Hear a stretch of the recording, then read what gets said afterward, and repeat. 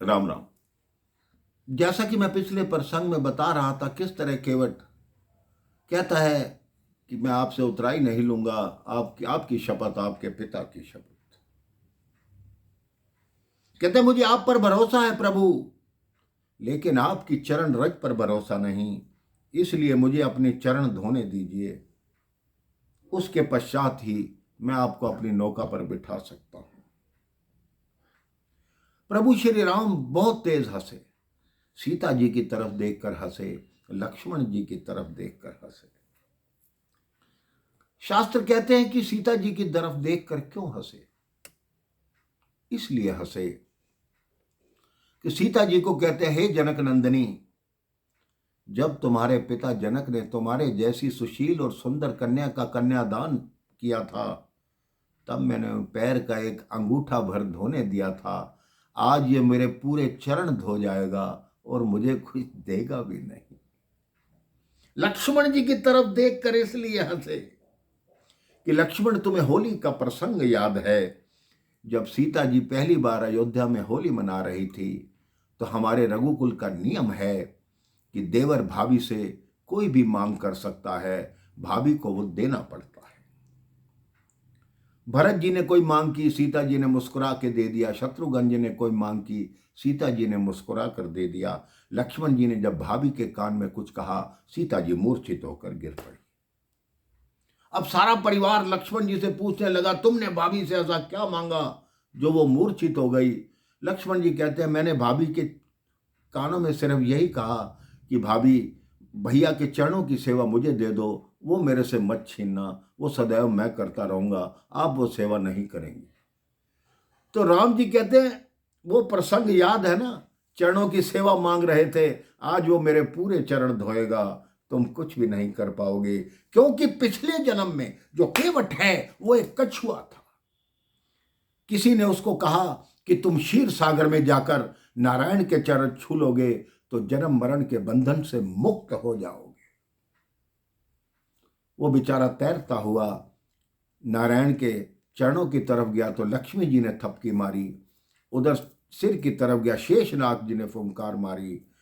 वो पिछले जन्म में जो कछुआ था वही मृत्यु को प्राप्त हुआ और अगले जन्म में केवट बना। राम जी कहते हैं, वो कछुए के रूप में तो मेरे चरण नहीं छू पाया, आज तुम दोनों की उपस्थिति में वो मेरे चरण छू लेगा और तुम कुछ नहीं कर पाओगे।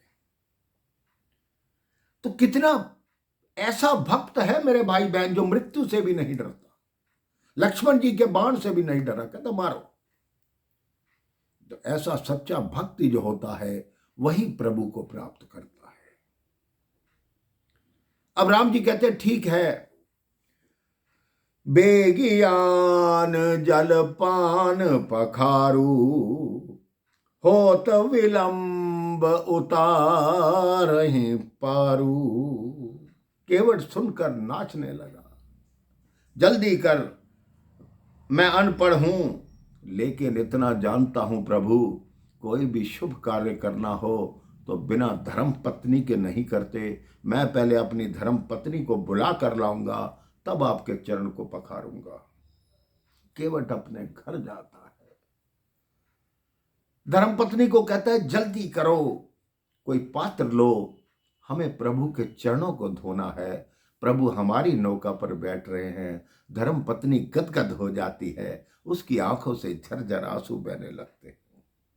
कहती, हमारी नौका में बैठ रहे हैं और हमने प्रभु के चरण धोने हैं? वो कहती, हाँ। पत्नी और जोर से रोती है। कहता, क्यों रो रही हो?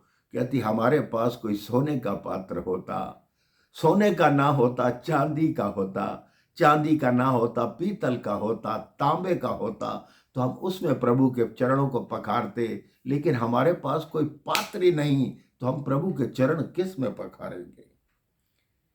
केवट कहते, अगर मेरे पास सोना चांदी पीतल तांबा कोई भी पात्र होता तो मैं प्रभु के चरण नहीं धोता।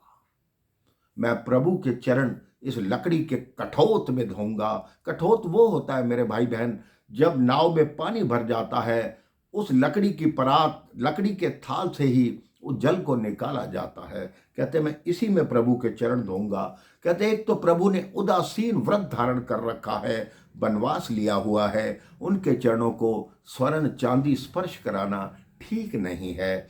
और कठोर जो लकड़ी होती है वो जल को सोख लेती है। जब मैं प्रभु के चरण इसमें धो लूंगा तो जो प्रभु का चरणामृत होगा वो लकड़ी सोख लेगी। जब प्रभु चले जाएंगे चरणामृत समाप्त हो जाएगा। तब तुम इसी कठोत में आटा गूंदा करना, प्रभु के चरणों का चरणामृत उसमें मिल जाया करेगा। इतनी उच्च विचार है केवट के, किस तरह उसने प्रभु के चरण धोए, आगे क्या क्या हुआ इस संदर्भ में मैं आपको अगली कथा में बताऊंगा। राम राम, जय श्री राम।